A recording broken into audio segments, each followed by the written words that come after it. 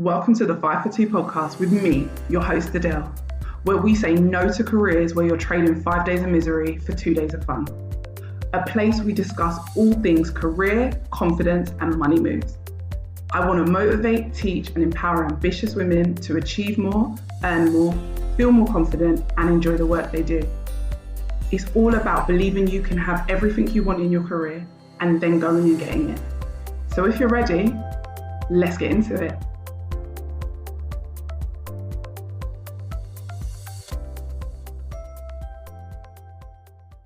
Hi guys, hope everyone's good and I hope you've been enjoying the episodes so far this year because I've had a lot of fun recording them. Today's episode is about something called career identity and I only just recently named this concept. I've been doing this work with my clients for years, but I just realized what it is that we're doing when we're helping them build their confidence so that they can show up as the manager they want to be, the leader they want to be, when they can show up for interview, when they can get 22 and 30k pay rises. It all comes down to their career identity.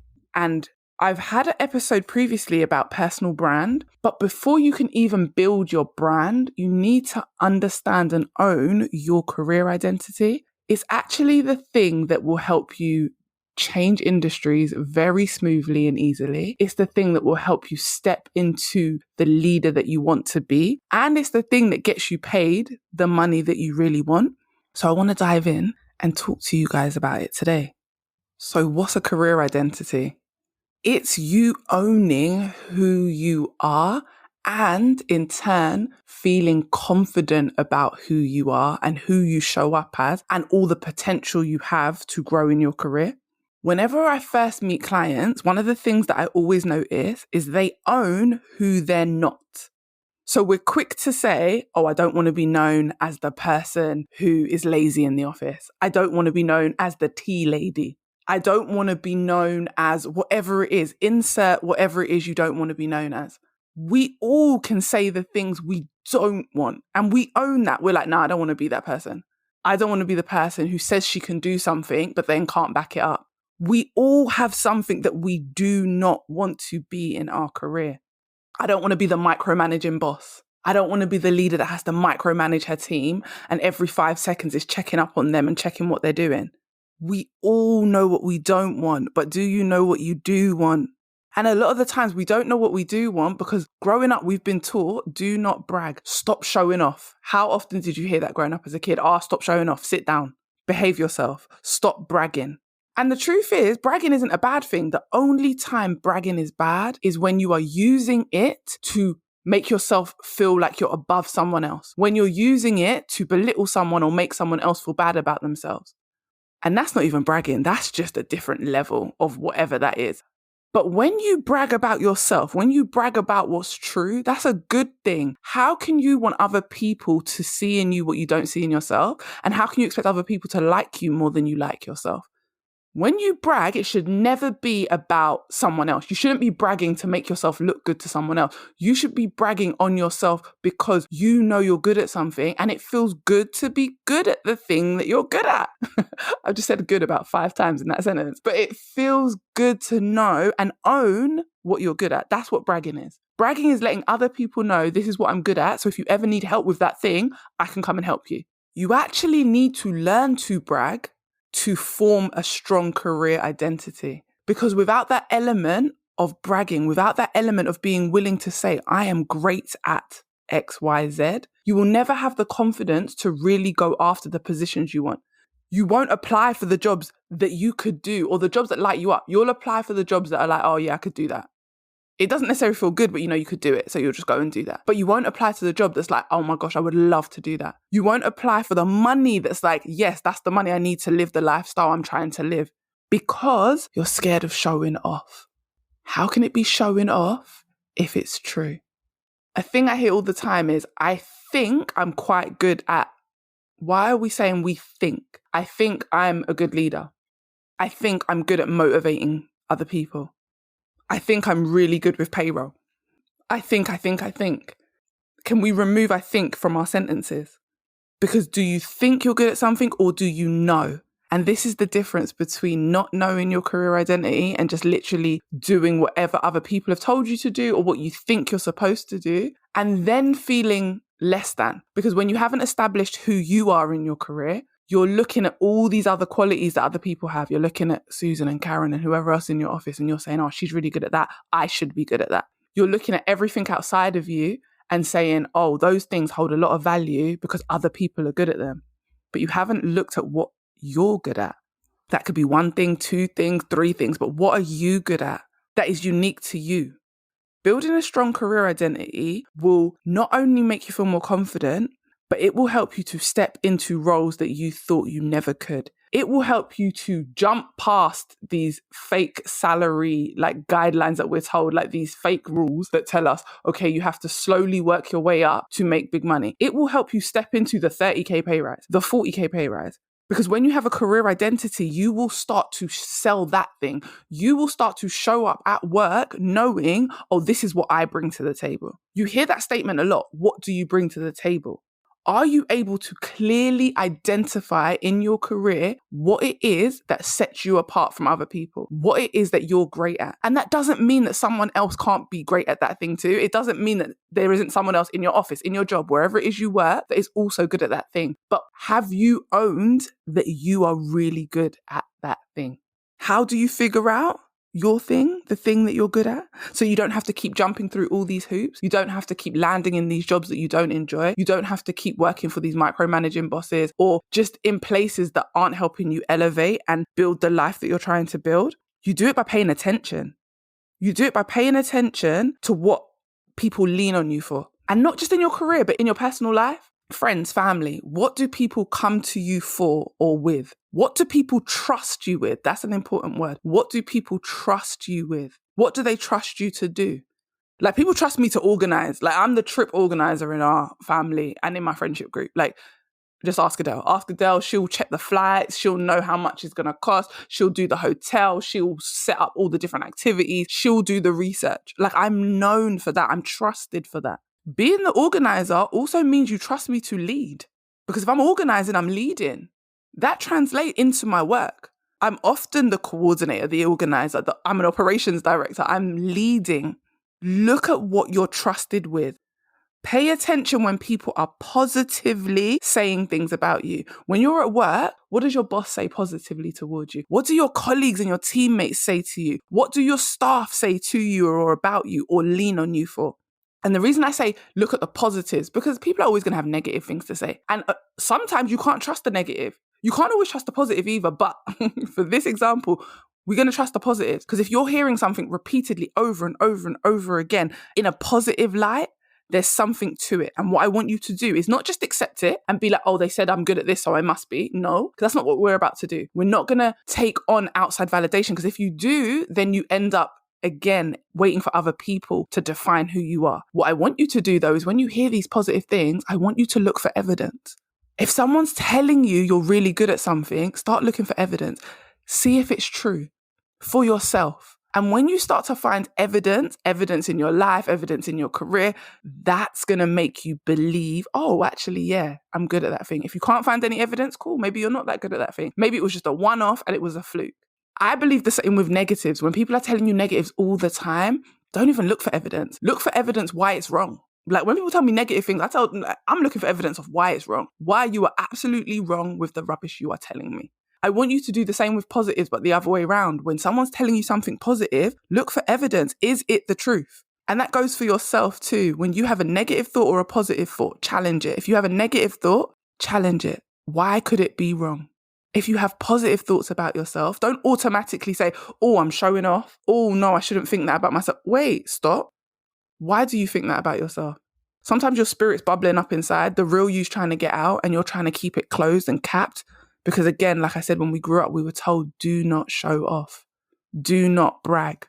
We were taught to dim our light. And that creates a problem in your career because it creates insecurity. It makes you not know who you are because you don't want to show off. So then you take on whatever everyone else tells you you are, or you doubt it because you're unsure because you've been told not to brag. So you're very unsure. Am I good at leading teams? Do I have good ideas? Like, you're not sure because you've been so you're questioning it and you're looking for outside validation because you've been told not to show off, and that made you think you were doing something wrong. So now you don't trust yourself. So your work is always working on strengthening your career identity. So like I said, the first thing I told you to do, pay attention. What do people lean on you for? What do people need you for? What positive things are people saying? Can you find evidence, repeated evidence? Can you find evidence in your career and in your personal life that those things are true? Where do you say to yourself, I think I'm quite good at? I want you to correct that self-talk. Stop saying, I think I'm quite good at it, and say, I am. Just I am. I love an I am statement. I use I am statements for affirmations. And before you roll your eyes, because I know some of you are like, affirmations. They work, but they only work when you find ones that connect with your soul and your spirit, the ones that move you. But anyway, back to self-talk. I want you to correct the I think I'm good at. If you think you are, it's usually because you are.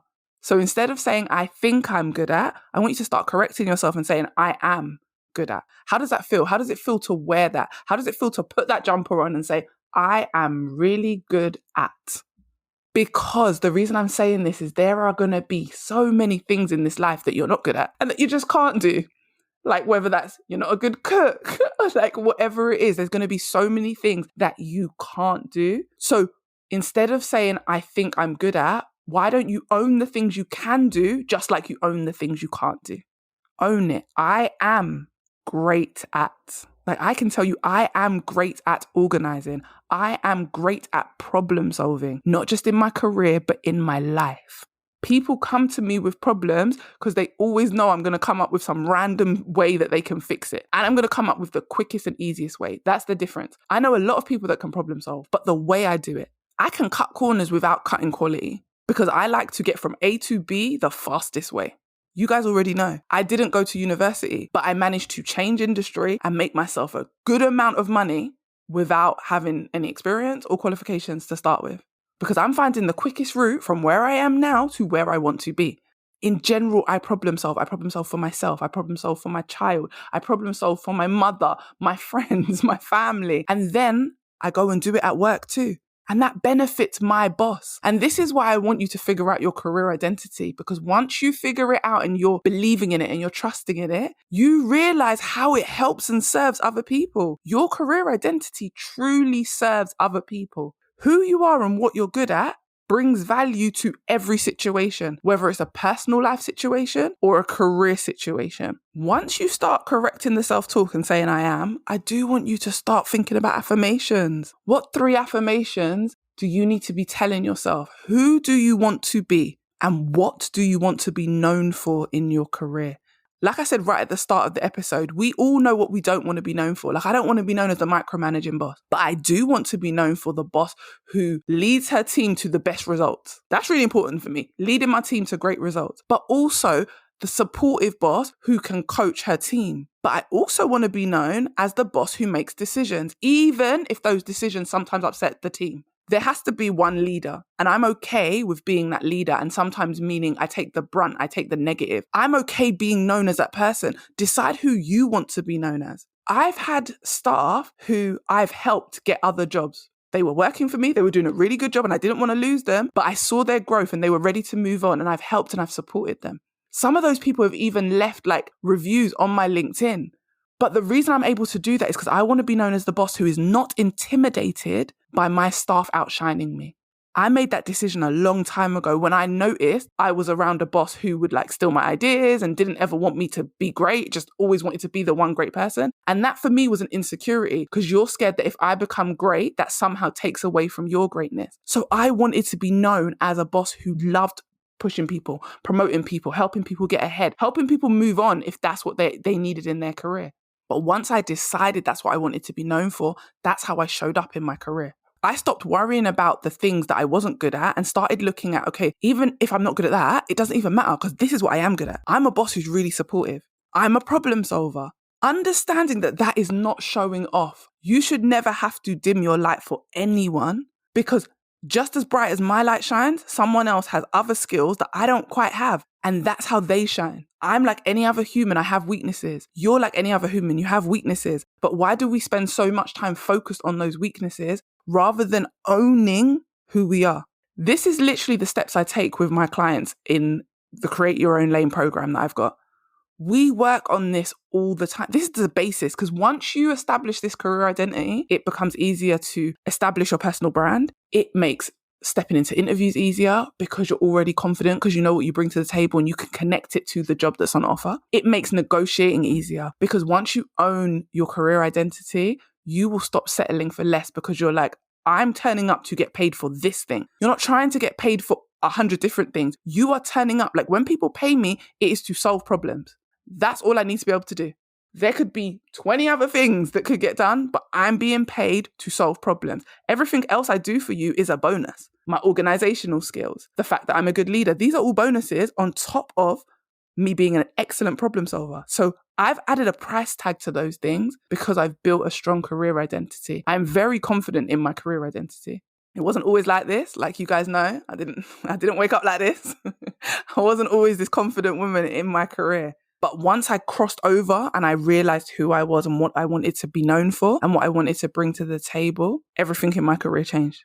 Once you establish a strong career identity, the jobs that you thought were good before and that you accepted, it might even be the job you're currently doing, your whole mind will change. You will stop looking at them as good jobs. You will be like, wait, no, you're getting X, Y, and Z from me, and all I'm getting in return is this. Oh no, this isn't going to work anymore. So the jobs that once looked great to you at the time felt great, you wouldn't even accept them once you start stepping into your career identity. The hoops you thought you had to jump through to get the great job, you'll start to realize that you didn't need to jump through them. Instead of taking one side step and then a forward step, you might just be able to step straight into the role you want. Instead of taking 10 side steps, you can just move forward because you've established your career identity. When you're changing industry, having a career identity is really important because you're turning up to a place where you've never done that thing. You don't know how you're going to be at it. But if you've got a career identity, you can link what you already know you're good at with that job. You can say, do you know what? The reason I think I'm going to be good in that job, and I've said the word think, even though I told you not to take it out of your vocabulary, but follow me, keep going with me, just hear me out. The reason I think I'm good at this, going to be good at this, is because I already know I'm great at X, Y, Z. When I left childcare for HR, I thought I would be good in HR because I was already good at problem solving. And going into HR was just another problem I was going to solve. I was good with people. I was already managing staff. I was good with people. In HR, you deal with a lot of people. You have to onboard new staff. You have to do disciplinary meetings. You're always people kind of facing. Even if you're not actually meeting them, you're always dealing with people on a day-to-day basis. I know I'm good with people. So I was like, even if I'm nothing else, even if I don't fit anything else in the job description, the people part I'm great at. I can learn the rest. But you're already getting someone who is great with people, which is going to be helpful for you because the job requires someone who is good with people. It requires a good communicator. So you're getting that already. So therefore, I should be paid for that. I should be paid well for it. Do you see how having a career identity changes your confidence? It changes what you will accept. It changes how you move through your career. It also helps when you're unsure. When you're unsure of your next step, you can think about, okay, this is what I'm good at. This is the person I've become or I'm becoming. And my new career, my new job, my new position has to incorporate these things. It has to let me be able to shine and allow this side of me to come out. If you're a strong communicator and communication is your thing, you can't be in a job that doesn't allow for that. You can't be in a job that doesn't allow room for you to shine. But when you don't have a career identity, you do anything, but then in turn, you don't feel happy, you feel stuck, your job frustrates you, and you don't know why.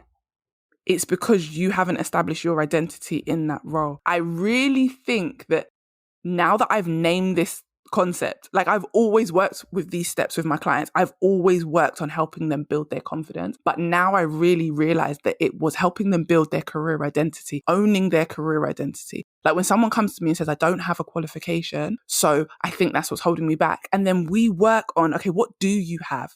I don't have a qualification, but I was a manager, a junior manager, training senior managers. So why am I training the senior managers, but I'm a junior manager getting paid junior manager salary? There's a lot of you that have extra responsibilities, but you keep being told, oh, you're not qualified enough. And you take that as a valid excuse. But you're doing the work of everyone else who's qualified. You're doing the work of senior people, but they don't want to pay you. That's just their excuse to not pay you what you're owed. That's their excuse to keep you where you are, which is giving them everything they need and giving you peanuts in return. So we have always, like, create your own lane is all about establishing who you are. And a part of that is this concept, establishing your career identity so that you don't feel the imposter syndrome. You don't feel less than because you have something to own. Instead of you constantly talking about what you're not good at, you finally start to move into what you are good at and you feel good talking about it. You feel good knowing, you know what, I'm really good at training staff. And you find evidence because you're like, well, this staff member went on to do this and this person went on to do this and this person has come back to me and said, thank you for this. You will find evidence of things that have happened in the past, situations. You will just start to look everywhere and be like, oh my gosh, I've always been really good at this thing. That's why everyone says it. Instead of, I think, maybe I'm good at. We as women have to start to own our identities, own all the great things we bring to the table, and then go ahead and use those great things to build the life that we want, including the relationships, the money, everything. But first, we have to like us and we have to own who we are. So if you're currently feeling stuck in your career and you're frustrated, is it because you haven't established a strong enough career identity that you can now create a personal brand that you can sell anywhere, in any industry, to any role? Are you grounded in the fact that you're good? When you look at your CV, does it show who you are? When you look at it, are you impressed? Before you step into an interview, are you impressed with yourself? When you show up at work, are you already impressed? Even if you're the newbie, even if you're the new person doing a new role, you've never done it before, are you quietly confident? Are you the person who, even if you can't do something, you know you're going to work your butt off to be able to? You know you're going to be the person who puts their all in because they know they want to be great at the thing. If you're that person, you've already started to establish a career identity, an identity of the person who, even if she can't do something, she's going to figure it out to make sure she gets there. Decide who you want to be. Decide what you want to be known for. Find evidence to prove to yourself that you're great at those things, and then go out into the world and own your career. This is why I love what I do, guys. If you want any type of support in changing your career, changing your money, and just stepping into the person you want to be, not just as far as the role and the money, but the confidence behind it, the long-term confidence, reach out, book a one-to-one call with me. I hope you guys have enjoyed this episode because I've really enjoyed it because I've been able to name one of the concepts that I work with my clients with in my coaching program, Create Your Own Lane. And that was fun. So yeah, career identities. I'm probably going to be talking about these loads now on my Instagram, but what's your career identity? Do you know how to communicate it? And can you sell the crap out of it? Anyway, guys, it's been a fun episode. Catch you on the next one. I hope this episode gave you exactly what you needed and motivated you to confidently take steps towards your next career move. If you enjoyed it, screenshot and share it on your socials, tag me on Instagram, and come join my community of amazing women working on leveling up their confidence and careers. Thanks for listening and see you next time.